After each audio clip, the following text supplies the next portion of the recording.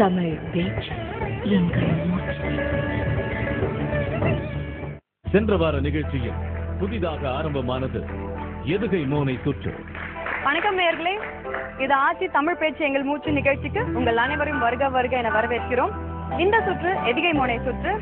தமிழ்கடல் நெல்லை கண்ணனுடன் கவிஞர்கள் ஸ்நேகன், விவேகா இந்த சுற்றின் நடுவர்களாக பொறுப்பேற்றுள்ளனர். 17 பேச்சாளர்கள் இந்த போட்டிக்களத்தில் பேசி வருகின்றனர். இனி தொடர்கிறது எதுகை மோனை சுற்று. எதுகை மோனை இல்லாமல் தமிழ் இல்லை என்று தமிழ் இலக்கியங்களும் இலக்கணங்களும் நமக்கு உணர்த்தி இருக்கின்றன. எதுகை மோனை இல்லாமல் எந்த தமிழ் புலவர்களும் எழுதியதில்லை. சங்க காலத்திலிருந்து ஒரு 100 ஆண்டிற்கு முன்பு வரை. இப்பொழுது வெவ்வேறு கவிதை வடிவங்கள் வந்தாலும் கூட எதுகை மோனையோடு இருக்கிற கவிதைகளை இளைஞர்கள் படிப்பதற்கே மிகவும் வசதியாக இருக்கும். அந்த எதுகை மோனை மனதிலே அப்படியே அது போய் நின்று கொள்ளும். எதுகை மோனை என்பதனை நம்முடைய கிராமப்புறத்தில் இருக்கிற கிழவி ரொம்ப எளிமையா சொல்லிடுவார். எகன முகனையா பேசுறானே அவன். இப்போ சில பேர் எடுத்த உடனே சொல்ல அடிக்கிட்டே போவான். எப்பொழுதும் எப்படியும் எங்கேயாவது என்னை கொண்டு ஐயா ஏப்பிச்சிடணுமா, எகரத்திலே வரும் பூரா. அது பூரா எதுகை. சில பேர் மோனையோடையே பேசுவான். துள்ளி துள்ளி வந்தேன் அள்ளிக்கிட்டு போயிட்டா என்னாச்சியம்மா. அந்த மோனை இது கண்ணதாசன் ரொம்ப எளிமையா சொல்லுவார். பஞ்சணைத்த மெத்தையிலே உடல் அணைத்து பழமணைத்த பாவை இணைத்தார்கள், அழுகெடுத்து கொஞ்ச வைத்து கொஞ்சி மது சுவை குடித்து குறையாத இன்பத்தில் திளைக்கும் நாளில் பிஞ்சு மன பிள்ளைகளில் 1-2 பிறந்து விட்டால் கணவனுக்கு தொல்லை தொல்லையும்பார். நள்ளிரவில் பிள்ளையெல்லாம் தூங்கும் போது நடத்திடுவோம் சுகப்பாடம் என நினைந்து மெல்ல மனை மாதரசின் அருகில் சென்று மெய்தீண்டு அழைத்திடுவேன். அவளும் உள்ளவளான் ஆகையினால் எழுவாள் பிள்ளை தொள்ளி எழும் ஓலமிடும் தோல்வி தோல்வி கள்ளனை ஒரு தேள் கடித்த கதையும் காதல் கதை நடுவில் பிள்ளை எழும் கதையும் ஒன்றேம்பார். பூரா எதுகையும். திரைப்பட பாடல்களில் கூட கண்ணதாசன் எழுதுகிற பொழுது எதுகை மோனை இருக்கும். பிள்ளைக்கு தந்தை ஒருவன், நம் எல்லோருக்கும் தந்தை இறைவன் பார். நீ ஒருவனை நம்பி வந்தாயோ அல்ல இறைவனை நம்பி வந்தாயோ பார். எதுகை மோனை அவற்றை திரைப்பட பாடத்தில் கூட போயிடார். இங்கே பேச வருகிற இளைஞர்கள் என்ன செய்ய வேண்டும் என்று இந்த அமைப்பு எதிர்பார்க்கிறது என்றால் அந்த எதுகை முனையோட அவங்க உரை நடை இருக்கும்.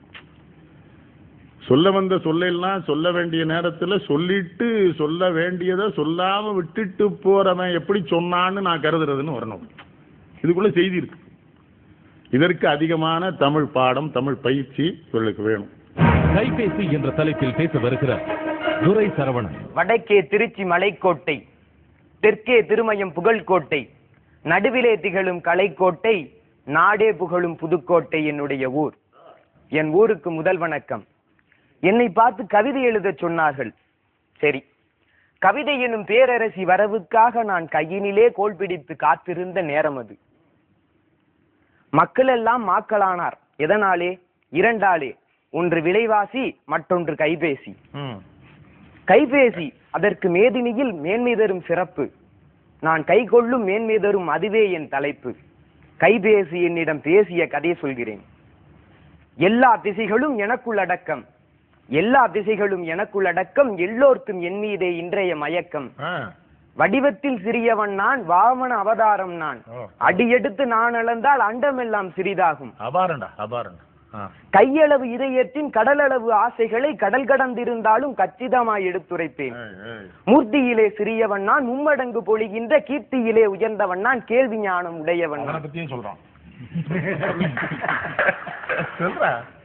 கையளவு இருக்கின்ற இதயத்தை கடல் கடந்திருந்தாலும் கச்சிதமாய் எடுத்துரைப்பேன். மூர்த்தியிலே சிறியவன் நான், மும்மடங்கு பொழிகின்ற கீர்த்தியிலே உயர்ந்தவன் நான், கேள்வி ஞானம் உடையவன் நான். சாதி மத பேதமின்றி சமத்துவமாய் எல்லோரின் காதோரம் பேசுகின்றேன், கைக்குள்ளே வாழுகின்றேன். கண்ணியர்க்கும் காளையர்க்கும் கைபேசி இல்லையெனில் அன்னையற்ற பிள்ளையென அனாதையாய் திரிந்திடுவார். தானாக பேசினாலே தனியாக சிரித்தபடி போனாலே பைத்தியம்பார் போகுதென்பார் அந்நாளில். வீதியிலே இன்றைக்கோ வாகன நெரிசலிலும் பாதி பேர் சிரித்தபடி பைத்தியம் போல் உளறுகின்றார். பாதி பேர் சிரித்தபடி பைத்தியம் போல் உளறுகின்றார். பாதி பேர் சிரித்தபடி பைத்தியம் போல் உளறுகின்றார். காரணம் தான் தெரிகிறதா? காரணம் தான் தெரிகிறதா? கைபேசி என்னிடம்தான் ஊர்க்கதைகள் அளக்கின்றார், உலகினையே மறக்கின்றார். மன்னனுக்கும் புலவனுக்கும் மதிகான நட்பு அன்று அன்று, கண்ணியர்க்கும் காளையர்க்கும் கைபேசி காதல் இன்று. பொத்தானை மறந்தாலும் போட்டிருக்கும் சட்டையிலே பொத்தானை மறந்தாலும் புத்தகத்தை மறந்தாலும் புசித்திடவே மறந்தாலும் பெற்றோரை அத்தானை யாரைத்தான் மறந்தாலும் மனிதன் விவேக கை பேசி என்னை வித்தகனாய் மறப்பதில்லை. காதலனும் நோக்கியா காதலியும் நோக்கியா காதலனும் நோக்கியா காதலியும் நோக்கியா இதை பேதையான பெற்றோரும் பின்னொரு நாள் நோக்கியா. நோக்கமெல்லாம் மனிதருக்கு நோக்கியாவின் பக்கம்தான், ஏக்கமெல்லாம் நோக்கியாவின் என்வரிசைகை பேசிதான். சோற்றுக்கு வழி இல்லை உனக்கு சோனி எரிக்சன் அவசியமா? சோற்றுக்கு வழி இல்லை உனக்கு சோனி எரிக்சன் அவசியமா? ஏரோட்டும் பிழைப்பிற்கு உனக்கு எதிர்த்தாப்புல ஏர்செல் கடை எதுக்கு? நோயில்லா வாழ்வு போதும் நோக்கியா தேவையில்லை என்று நான் சொன்னாலும் என் கேள்விக்கு பதில் இல்லை. என்று நான் சொன்னாலும் என் கேள்விக்கு பதில் இல்லை. என்னையே புகழ்கின்றார் எருமை போல் விழிக்கின்றார். என்னையே புகழ்கின்றார் எருமை போல் விழிக்கின்றார்.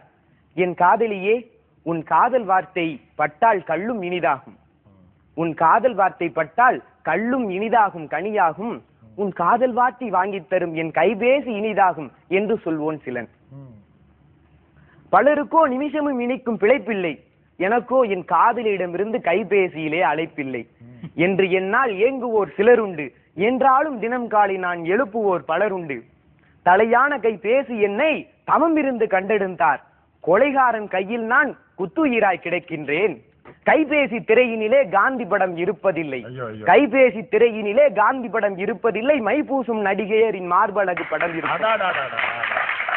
கைபேசி திரையினிலே காந்தி படம் இருப்பதில்லை. மைபூசும் நடிகையரின் மார்பழகு மீறின கவிதைடா. வயசுக்கு மீறின கவிதை சொல்லு சொல்லு சொல்லு.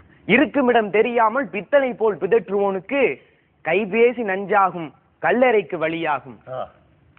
அஞ்சுதற்கும் அஞ்சாமல் அறிவிலி போல் நடந்துகின்றால், அஞ்சுதற்கும் அஞ்சாமல் அறிவிலி போல் நடந்து கொண்டால் கைபேசி கொலைக்கருவி கல்லறைக்கு வழிகாட்டி.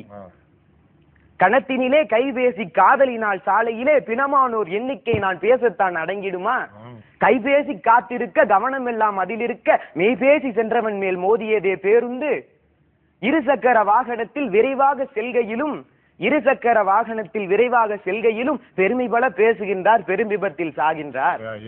மூன்றெழுத்தில் மூச்சிருக்கும் மூளையெல்லாம் பேச்சிருக்கும் வானளக்கும் SMS வளர்கொடுமை என் சொல்வேன். மூன்றெழுத்தில் மூச்சிருக்கும் மூளையெல்லாம் பேச்சிருக்கும் வானளக்கும் SMS வன்கொடுமை என் சொல்வேன். அங்குங்கெனாதபடி ஆனந்த கைபேசி, அங்குங்கெனாதபடி ஆனந்த கைபேசி எங்கெங்கும் நிறைந்திருக்கும் இவ்வுலக புதுமை கடவுள். ஊர் உலகே விரும்பி என்னை உறவாடும் என்னை ஏன், ஊர் உலகே மிக விரும்பி உறவாடும் என்னை ஏன் தேர்தலிலே இன்று வரை தேர்ந்த சின்னமாக வைக்கவில்லை. இருந்தாலும் எனக்குள்ள ஏற்றத்தை சொல்லிவிட்டேன், வரும் நாளில் சின்னமென வைக்கட்டும் தேர்தலிலே. இத்தோடு கைபேசி என்னோடு பேசி முடித்துக் கொண்டது. நானோ கவிஞன் இல்லை, நான் இங்கு சொல்லி இருக்கும் கருத்துக்களோ சுருக்கம். என் கவிதை மீது ஏற்பட்டதா உங்களுக்கு சின்ன மயக்கம்? என் விரல்கள் வருடிய இந்த வரிகளுக்கு கேட்கிறேன் நன்றி வணக்கம். இல்லாத மார்பகத்தை எடுத்து அந்த கைபேசி சொல்லாமல் சொன்னதை நீ சுகமாக பார்த்தாயோ? சுகமாக பார்க்க வயது இது. என்ன அருமையா சொன்னடா. ரொம்ப அந்த என்னடா பிள்ளை நீ கவிதை தான்டா பாடின. அது கவிதையானு கேட்கறேன். என்ன கவிதை நீ? ஆஹா ஆஹா, அற்புதமான ஒரு கவிதை. நீயே கவிதை. எப்படி கவிதையை கொண்டு வந்து பயன்படுத்தணும். அதுல யார் நோக்கும் காலை நில நோக்கும் நோக்காக்கால் தான் நோக்கி மெல்ல நகுங்க நோக்கியாவை நோக்கியா நோக்கின்னு திருவள்ளுவராவே மாறிட்ட. குரல் மாதிரிதான் இருக்க நீ. குரலே தான். வாழ்த்துக்கள் வாழ்த்துக்கள். படித்தவன் சூதும் பாவமும் பண்ணா போவான் ஐயோன்னு போவான். அசனை பார்த்து வியந்து போயிருந்த என்னை ஓங்கி அறைந்த அம்பேத்கரின் பாசறை நடுவருடைய மனசெல்லாம் தடுமாற வைக்கப்படாது. வன்மையாக கண்டிக்கிறோம்.